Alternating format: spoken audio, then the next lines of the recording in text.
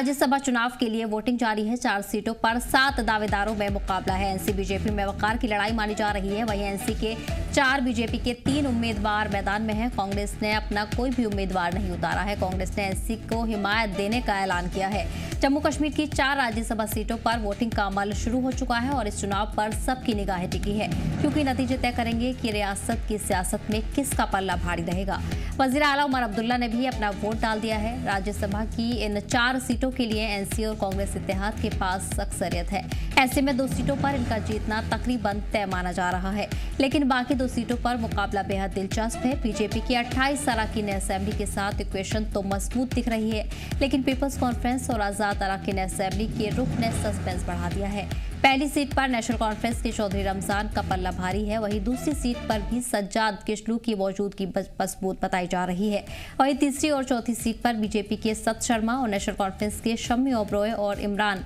नबीडार के बीच कांटे की टक्कर है। अब सबकी निगाहें इस बात पर टिकी है कि क्या बीजेपी अपनी मौजूदगी राज्यसभा में दर्ज करा पाएगी या 4 सीटों पर नेशनल कॉन्फ्रेंस और कांग्रेस इत्तेहाद कब्जा करेगा। वहीं आज शाम को रिजल्ट आने के बाद ये साफ हो जाएगा। आपको बता दें कि जम्मू कश्मीर राज्यसभा इलेक्शन में एनसी को 4 सीट पर जीत की उम्मीद है, क्योंकि एनसी को कांग्रेस और पीडीपी के अलावा कुछ आजाद उम्मीदवारों की भी हिमायत हासिल हुई है और इस तरह से कुल 57 एमएलएस की हिमायत एनसी को हासिल है। आज शाम 4 बजे तक वोटिंग का सिलसिला जारी रहेगा, जबकि शाम 5 बजे वोटों की गिनती के बाद नतीजों का ऐलान होगा तो साफ होगा कि जम्मू कश्मीर के राज्यसभा सीटों पर किसकी दावेदारी मजबूत होगी।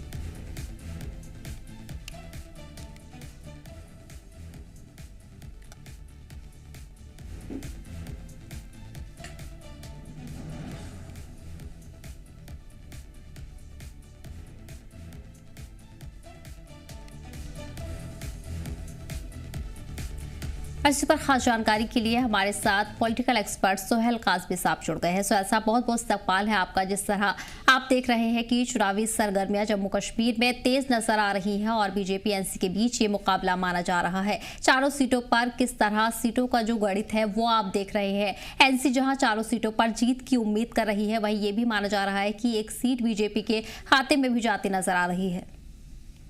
देखिए मैम, गुड आफ्टरनून। दूसरा ये है कि शुक्र करें कि 4 साल बाद ये जो हमारी राज्यसभा की इलेक्शन है वो जम्मू कश्मीर में होने जा रही है। वो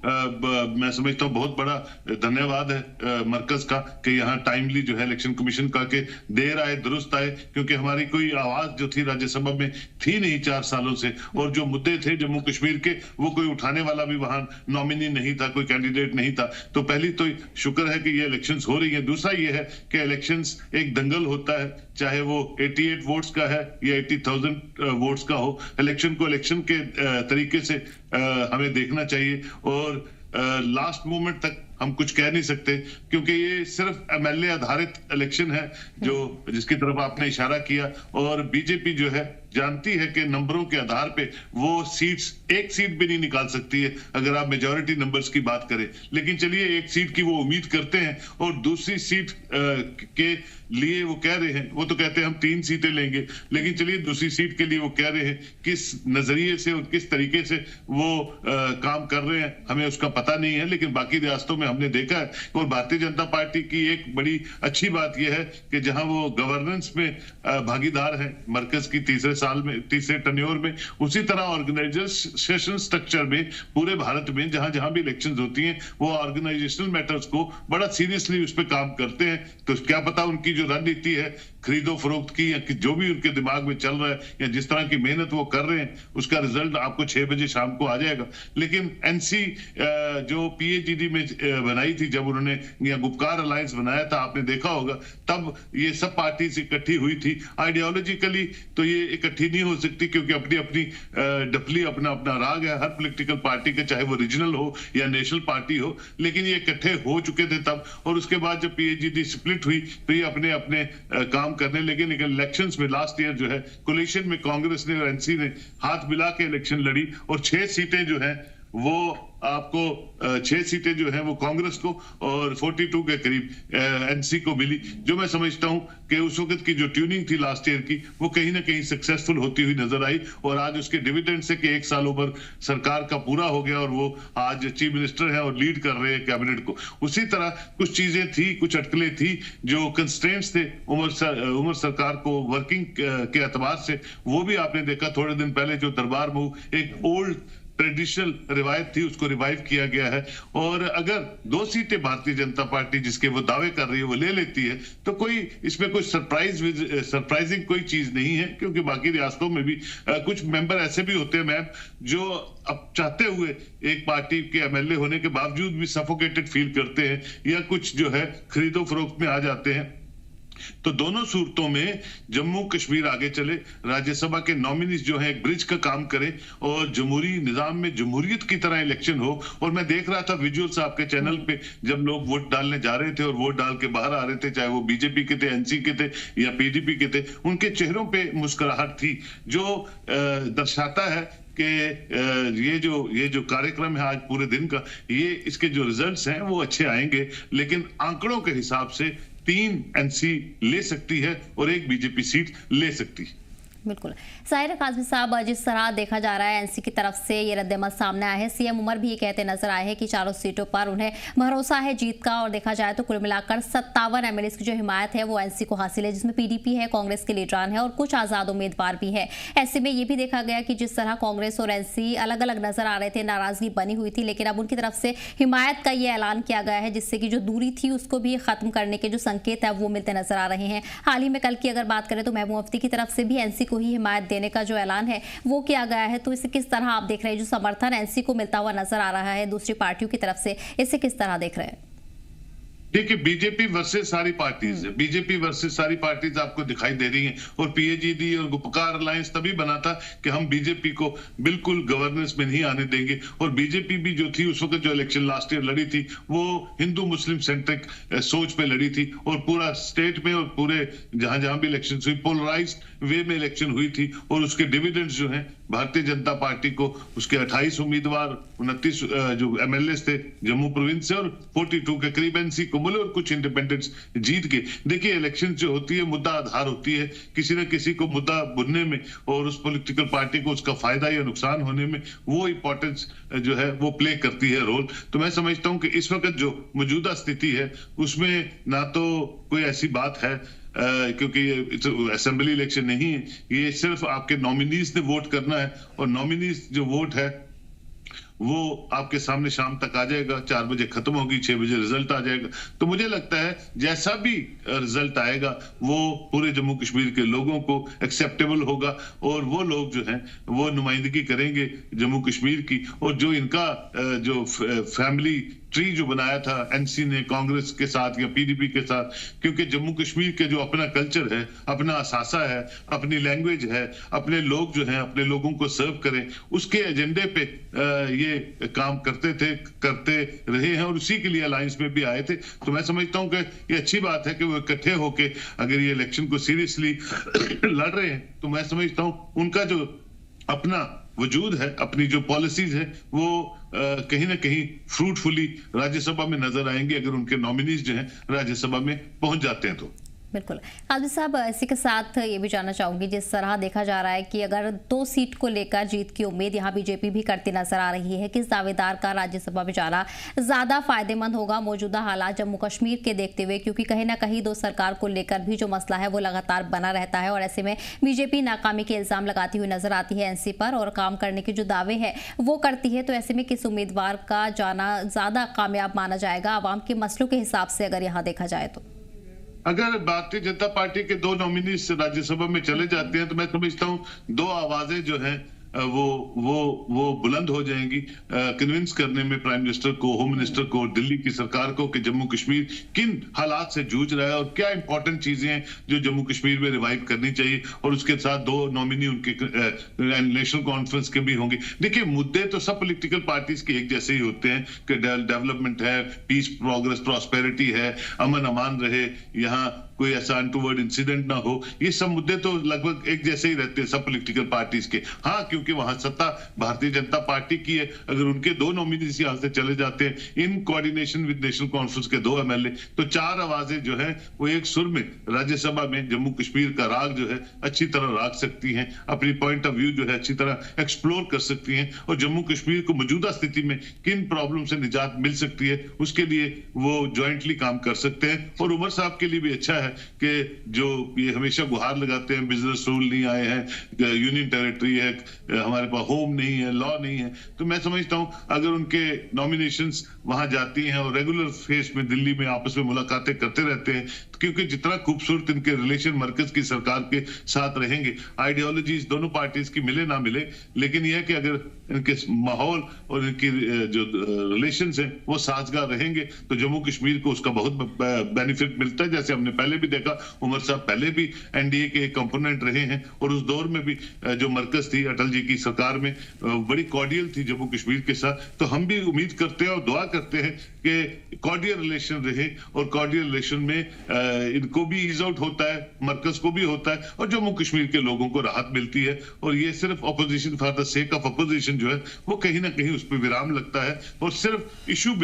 बेस्ड जो चीजें हैं उन पे चर्चा होती है, और उन चर्चाओं का जो डिविडेंड्स है वो लोगों के डोमेन तक आता है। तो होप यही है कि जिस तरह की भी शाम को कंपोजिशन बनेगी रिजल्ट के बाद, उससे अगर इनके रिश्ते और खूबसूरत होते हैं, मधुर होते हैं, तो मुझे लगता है आने वाली जो सियासत है, आने वाले जो दिन है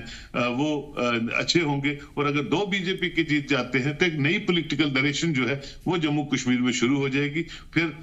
उमर अब्दुल्ला भी थोड़ा और जो ओवर कॉन्फिडेंस है वो ओवर कॉन्फिडेंस नहीं रहेंगे, वो भी समझ जाएंगे कि नहीं वाकई कुछ भी हो सकता है, इसलिए कुछ होने के लिए गवर्नेंस जो है वो उसकी प्रायोरिटी जो है उसको एड्रेस करने की जरूरत है। और मैं समझता हूँ दोनों तरफ से जो एक शुरुआत है वो अच्छी होने की उम्मीद है। जी बिल्कुल ठीक है, कादरी साहब आप बने रहिए हमारे साथ, और ज़्यादा जानकारी के साथ हमारे नुमाइंदे मीर उमर हमारे साथ जुड़ गए हैं। मीर, किस तरह से क्या कुछ डिटेल्स मिल रही हैं? वोटिंग का अमल लगातार जारी है और ऐसे में जो मजबूती देखी जा रही है वो एक बार फिर नेशनल कॉन्फ्रेंस की देखी जा रही है, लेकिन वही बीजेपी भी टक्कर देती नजर आ रही है। बीजेपी भी 2 सीटों पर जीत का भरोसा जता रही है। वेल देखिए, डेफिनेटली क्योंकि आज मॉर्निंग से ही ये 9 बजे का जो प्रोसेस जो है वो वोटिंग का शुरू हुआ था, और इस वक्त भी हम लेजिस्लेटिव असेंबली के बिल्कुल बाहर हैं, और इस वक्त आप देख पा रहे होंगे कि 1 बाय 1 जो अब एमएलए जो है अपना वोट कास्ट करने के बाद अभी बाहर निकल रहे हैं। हालांकि कई सारे जो एमएलएज हैं उनके साथ हमारी बात हुई, इनफैक्ट कुछ देर पहले ही हमारी सलमान सागर से यहाँ पे बात हुई है, जिन्होंने अपनी जगह पे अपना कॉन्फिडेंस जो है साफ तौर पर जाहिर किया है। उन्होंने कहा कि जिस तरह से हमें वहाँ पे चाहे हम पीडीपी के नुमाइंदों की बात करें या कांग्रेस के नुमाइंदों की बात करें, सीपीआईएम की बात करें, या कुछ जो हमारे यहाँ पे इंडिपेंडेंट जो कैंडिडेट्स हैं उनका जो पैटर्न उनको महसूस हुआ है उसके मुताबिक उनका नजरिया ये है कि वो पूरा कॉन्फिडेंट है कि वो सभी सीट्स को जो है वो हासिल कर पाएंगे। लेकिन अगर फिगर्स की बात करते हैं तो कहीं ना कहीं पे भारतीय जनता पार्टी के खाते में एक सीट जो है बाई फिगर्स जब हम देखते हैं तो शायद वो उनके हाथ में आएगी, लेकिन एज पर कॉन्फिडेंस जिस तरह से नेशनल कॉन्फ्रेंस लगातार दिखा रही है उसके मुताबिक जो एक्सपर्ट्स का मानना है कि कहना है कि जो 3 सीट्स जो है एटलीस्ट नेशनल कॉन्फ्रेंस के खाते में आएंगे ही आएंगे, और एक सीट जो है लास्ट वाली वो शायद जो है भारतीय जनता पार्टी के हाथ में आ सकती है, क्योंकि उसमें फिगर्स की भी बिल्कुल साफ तौर पर बजाहिर तौर पर सूरत हाल नजर आ रही है, और जो एक अपना भारतीय जनता पार्टी का जो एक वोट ऑफ कॉन्फिडेंस है वो भी देखने को मिल रहा है। तो उससे एक पैटर्न जो है खासतौर पर सीट्स के हवाले से देखने को मिल रहा है कि शायद ऐसा हो सकता है कि जब शाम को 6 बजे के आसपास जो है इसके रिजल्ट जो है नतीजे जो है सामने आएंगे, क्योंकि ये पूरा प्रोसेस जो है 4 बजे तक है, और उसके बाद जो है इसकी काउंटिंग जो है वो शुरू हो जाएगी, और 6 बजे तक के आसपास जो है इसकी जो नतीजे जो है वो सामने आएंगे। तो ये पूरा प्रोसेस जो है आज दिन में ही क्लोज अप हो जाएगा। लेकिन जिस तरह से मैं अभी आपको बता रहा था कि जिस तरह से हमारी कई सारे यहाँ पे लीडरान के साथ बात हुई है, हालांकि एलओपी की अगर हम बात करें तो वो अभी भी अंदर ही है, असेंबली के अंदर है, अभी वो बाहर नहीं आए, इसलिए हमारी उनके साथ जो है रिएक्शन पे कोई बात नहीं हो पाई है। लेकिन बाकी जितने भी, चाहे हम कांग्रेस की बात करें या पीडीपी की बात करें, क्योंकि वहीद रहमान पर्रा की जो स्टेटमेंट है वो भी हमने आपके साथ शेयर की है, तो कहीं ना कहीं पे जो एक कॉन्फिडेंस जो है वो कल शाम को ही देखने को मिला था, जहां पे अपनी जगह पे कांग्रेस ने अपना समर्थन जो है नेशनल कॉन्फ्रेंस को दिखाया था, वहीं पे पीडीपी ने अर्ली डे में जो है अपनी प्रेस कॉन्फ्रेंस बुला के उन्होंने अपना वोट ऑफ कॉन्फिडेंस जो है वो नेशनल कॉन्फ्रेंस को दिखाया था। जबकि सीपीआईएम की बात करें तो ऑलरेडी नेशनल कॉन्फ्रेंस के खाते में है, और जो इंडिपेंडेंट कैंडिडेट्स है उनके पैटर्न के मुताबिक ऐसा लग रहा है कि वो वोट्स भी जो है कहीं ना कहीं पे शायद नेशनल कॉन्फ्रेंस के खाते में आएंगे। सिर्फ 2 वोट्स के बारे में जो है थोड़ा बहुत कंफ्यूजन देखने को मिल रहा था, क्योंकि महराज मलिक जो है वो अपना वोट जो है बाय पोस्टल सिस्टम जो है वो कास्ट करने वाले, क्योंकि कठुआ जेल में है वो पीएसए काट रहे। वहीं पे साथ साथ अगर हम खुर्शीद शेख की बात करें जो कि एमएलए लंगेट है, उनकी बात करें तो ये जो 2 पर्टिकुलर वोट्स है इनके बारे में कोई अंदाजा जो है बिल्कुल लगातार फ्रॉम द वेरी बिगिनिंग कल शाम तक जो है नहीं लगाया जा रहा था कि ये किस और जा सकता है। तो इन 2 वोट्स को छोड़ के अगर आप बाकी वोट्स की बात करें, चाहे हम नेशनल कॉन्फ्रेंस के जो अपने एमएलए हैं कांग्रेस की बात करें या पीडीपी की बात करें, जो बाकी ठीक है उनके इंडिपेंडेंट कैंडिडेट्स हैं। मैं लौटूंगी आप तक। काजमी साहब, आवाम के हवाले से भी आपसे जानना चाहूंगी किस तरह का चुनाव के बाद और एनसी के सत्ता में आने के बाद किस तरह का आवाम के हवाले से जो माहौल है वो आपने महसूस किया है? क्योंकि अगर हम उनके ही विधायक की बात करें, अगर राहुल्ला की बात करें, तो उनकी तरफ से मुद्दे उठाए जाते हैं, कहीं ना कहीं एनसी के साथ उनके जो सुर है वो अलग अलग नजर आते हैं, और इसे लेकर जो चर्चा है वो भी सियासत में बनी रहती है। ऐसे में यही बार बार सुनने को मिलता है कि एनसी की तरफ से जो मसले हैं, अवाम के बुनियादी मसले हैं, वो हल नहीं हो पा रही हैं। देखिए, जब ये सरकार बनी थी तो ये स्टेट में नहीं बनी थी, ये सरकार यूनियन टेरिटरी में बनी थी। और उमर अब्दुल्ला पहले तो इलेक्शन नहीं लड़ रहे थे। जानते हो कि यूनियन टेरिटरी का जो कॉन्स्टिट्यूशन है वो बड़ा डिफरेंट है स्टेटहुड से, और जो जिस तरह की मुश्किलातें वो फेस कर रहे हैं, बिजनेस रूल नहीं आए 1 साल से, उसकी फाइल भेजी थी, वक्फ बोर्ड को जो है वो चेंज करने की बात वो करते थे, या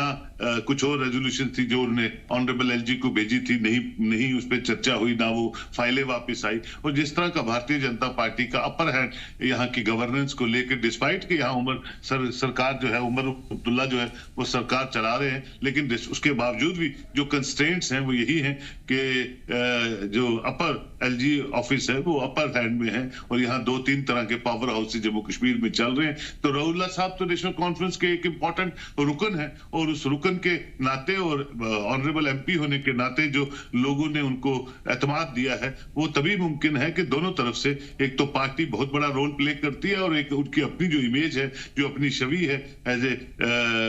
रिलीजियस स्कॉलर या एज ए पॉलिटिशियन, वो बहुत खूबसूरत है। तो दोनों चीजों को देखिए, छोटी मोटी नाराजगियां आपस में पार्टीज में होती है, लेकिन राहुल्ला साहब को भी पता है कि क्या मजबूरियां हैं नेशनल कॉन्फ्रेंस की, और हम भी जानते हैं कि राहुल्ला साहब इन पे ज्यादा एजिटेट क्यों करते हैं, हम उस पर चर्चा नहीं करेंगे। लेकिन मुझे लगता है कि इलेक्शन से एक ऐसे दिन होते हैं जहां घर का घर जो है वो अपने कैडर को लेके, अपनी पार्टी को लेके काम करना चाहिए। और सबसे सीनियर मोस्ट जो लीडर जम्मू कश्मीर में इस वक्त उम्र के हिसाब से, एक्सपीरियंस के हिसाब से, और जिसने बहुत सर्व किया है जम्मू कश्मीर की सियासत में, वो फारूक अब्दुल्ला साहब है जो नियरली 90 ईयर ओल्ड है। तो मैं समझता हूं उनके साथ विचार विमर्श करके छोटी मोटी बातों को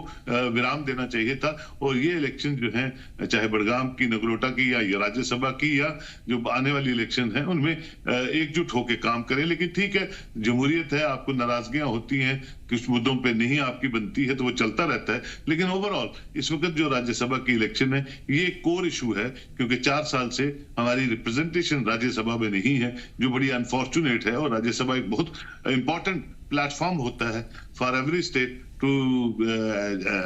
address the genuine issues of the people of Jammu and Kashmir region, और ऑन ग्राउंड जो फिजिबिलिटीज होती है। तो लेट्स होप कि 6 बजे जो रिजल्ट आएगा वो खूबसूरत चेहरों का आएगा, किस तरह के चेहरे होंगे, किस तरह के इंपॉर्टेंट नाम होंगे, और वो राज्यसभा में जाके जम्मू कश्मीर को दोबारा अपने ट्रैक पे लाने के लिए जो निटिग्रिटीज हैं, यूनियन टेरिटरी में भी जो चीजें चीफ मिनिस्टर को होनी चाहिए या कैबिनेट को होनी चाहिए, उस पर विचार विमर्श करेंगे और कायल करेंगे होम मिनिस्टर को और प्राइम मिनिस्टर को, ताकि दिल्ली के पैटर्न में तकरीबन जम्मू कश्मीर यूनियन टेरिटरी के हिसाब से तो चले, जब तक स्टेटहुड नहीं आती। जी बिल्कुल, ठीक है। सोहेल कादमी साहब, बहुत बहुत शुक्रिया आपका हमारे साथ टाइम देने के लिए। मीर हमारे साथ लगातार बने हुए। मीर, जिस तरह आवाम की हमने बात की और सोहेल कादमी साहब की तरफ से भी बताया गया, ऐसे में कितना इत्तेफाक रखते हैं और क्या कुछ माहौल है जो आवाम के बीच में देखने को मिल रहा है, क्योंकि कहीं ना कहीं एनसी से नाराजगी भी लोग जाहिर कर रहे हैं, उनके बुनियादी मसले अभी तक हल नहीं हुए हैं, और आवाज़ जो भी उम्मीदवार उनकी आवाज़ उठाता है वो चाहते हैं वही जाए।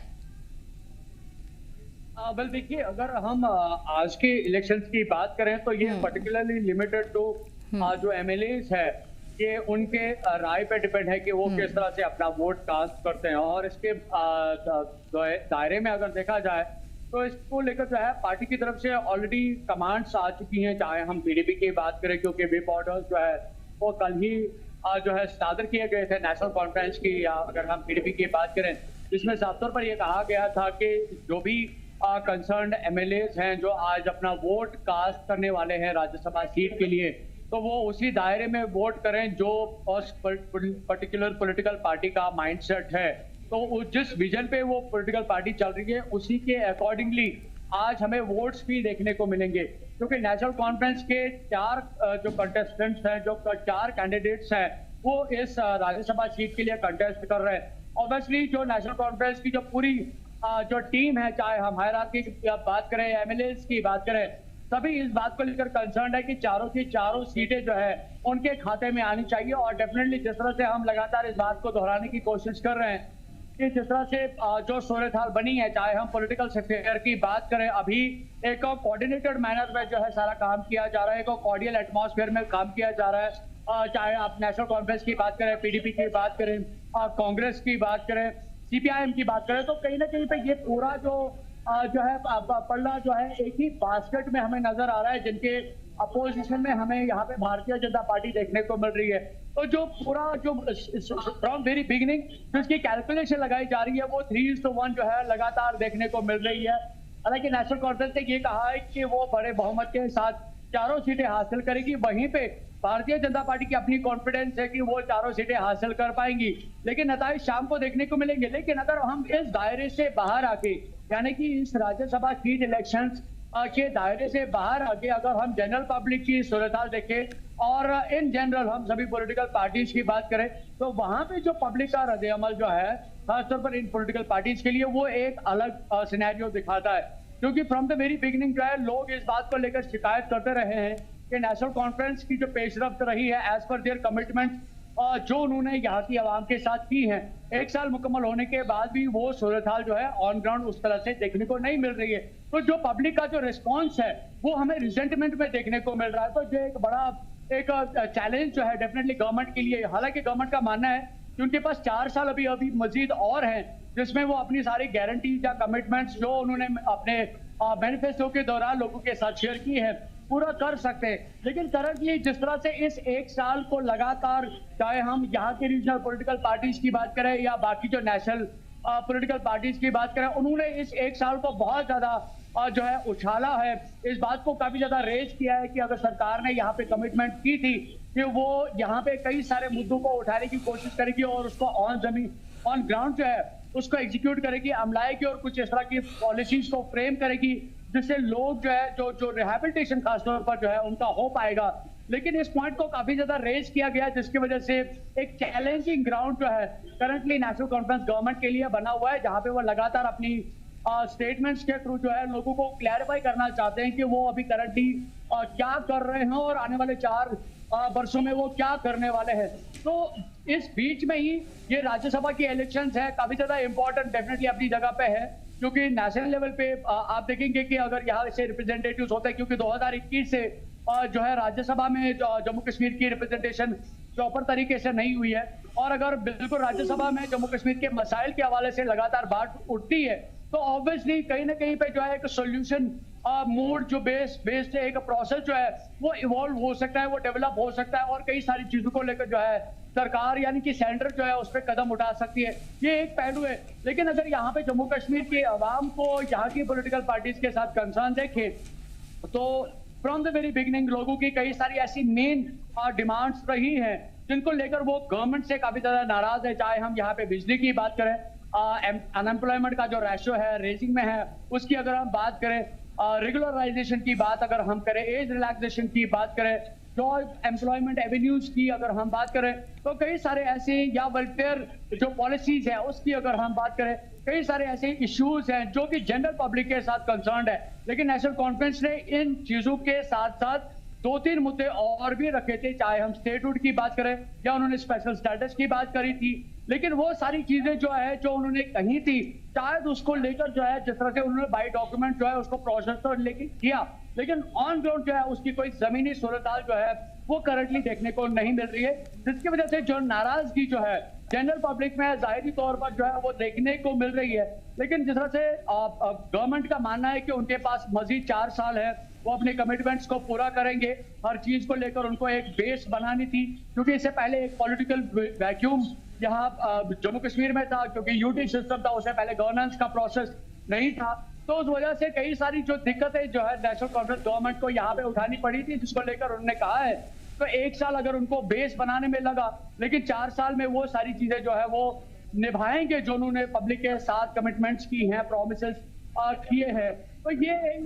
2 तरह का जो पहलू जो है करंटली हमें देखने को मिल रहा है। एक राज्यसभा का एक अलग एक सिस्टम जो है करंटली हमें देखने को मिल रहा है, जहां पे एमएलए जो है अपनी पार्टी के मंशूर के मुताबिक आज अपना वोट कास्ट करेंगे, और वहीं पे अगर हम जनरल पब्लिक की बात करते हैं तो जो उनका रद्द-ए-अमल जो है वो रिसेटलमेंट का जो प्रोसेस है अभी भी कंटिन्यू है, लेकिन एक्सपेक्ट किया जा रहा है, जिस तरह से एक्सपर्ट्स का मानना है कि अगर सरकार ने कमिटमेंट किया है कि 1 साल उनको बेस बनाने में लगा, लेकिन आने वाले 4 वर्षों में वो उस सभी चीजों को जो है एग्जीक्यूट करने की फुल्ली तौर पर कोशिश करेंगे, और 1 साल को देखकर वो 5 साल का रिपोर्ट कार्ड जनरेट नहीं कर सकते हैं, बल्कि 5 साल मुकम्मल होने के बाद वो सरकार के उन वादों का रिपोर्ट कार्ड जनरेट कर सकते हैं, तब वो उस टाइम पे किसी भी तरीके से जो है सरकार को चैलेंज कर पाएंगे अगर वो सरकार ने नहीं किया होगा।